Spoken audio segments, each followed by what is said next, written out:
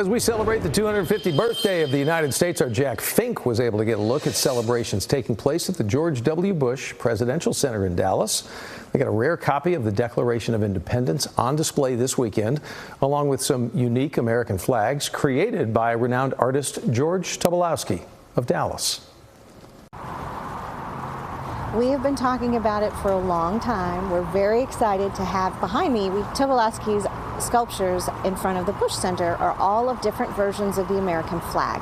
How he created them with this metal, it's just fascinating. Talk to me about that. He uses found objects, and he's very specific. They must be made in America. So a lot of the flags have stripes that are made of these gigantic wrenches that are used to repair American tractors. And, you know, one of them, you were telling me, there's a big frame, and it's the piece is called Under Attack. Yes. And the frame is from the San Antonio Bomb Squad training site. That's right. He found this steel beam that looked like it had been heavily mistreated. He used it as the frame for Under Attack. And if you read his labels, he will tell you what each of the flags that he's made means. It's a variation on our flag and our story.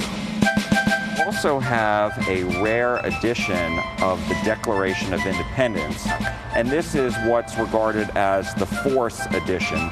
They're very rare. So talk to me about the significance of that. It actually started in 1820 when then Secretary of State John Quincy Adams asked a local printer named William Stone to make a metal plate engraving of the original paper document, because even in 1820, that poor document was beginning to show signs of age. So he spent several years on that engraving. His friend, Peter Force, who was another local printer, became the mayor of Washington, D.C. in 1836. And he started working on a book called American Archives. And he asked William Stone if he could use his engraving of the original Declaration of Independence to include in his book. There were several hundred copies made. We're not exactly sure how many, but those that survived, that's the image that most of us think of when you call to mind the Declaration of Independence, is this particular engraving of the original paper document. And of course, this was the foundational document for our country. The words always stick out to me. We hold these truths to be self-evident, that all men are created equal, that they are endowed by their Creator with certain unalienable rights, that among these are life, liberty, and the pursuit of happiness. Well, I think it's taken our country some twists and turns to truly get there.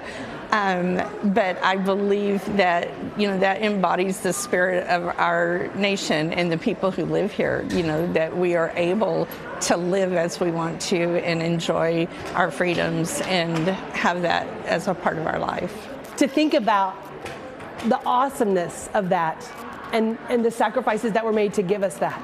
It's pretty exciting to have it here this particular weekend. There are so many people in town, our locals, our visitors. We hope they'll come and visit us and see the Declaration of Independence on this particular weekend when it's historically resonant. But this Declaration of Independence is on display only this weekend. Jack Fink, CBS News, Texas.